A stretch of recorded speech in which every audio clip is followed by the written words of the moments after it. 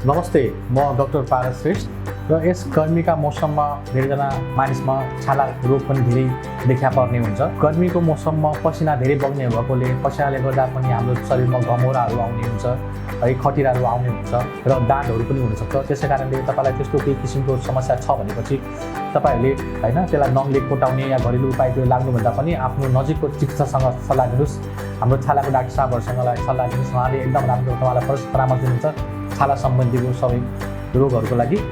र मेरो भनाइ यति नै छ कि प्रशस्त मात्रामा पानी पिउनुहोस्। आफ्नो शरीरको टेम्परेचरमा आफ्नो शरीरको तापक्रमलाई हैन एउटा ब्यालेन्समा राख्नुपर्छ। त्यसको लागि तपाईँले प्रशस्त मात्रामा झोलिलो कुराहरू खानुपर्छ, झोल कुराहरू खानुहोस्, हरियो सागसब्जी बढी खानुहोस् हैन र पेय पदार्थको बढी नै मात्रा बढाउनुहोस् है। झोलिलो कुराहरू धेरै खाएपछि तपाईँको शरीरमा पानीको कमी हुन पाउँदैन र डिहाइड्रेसनबाट र लु लाग्नबाट यसले धेरै मद्दत गर्छ।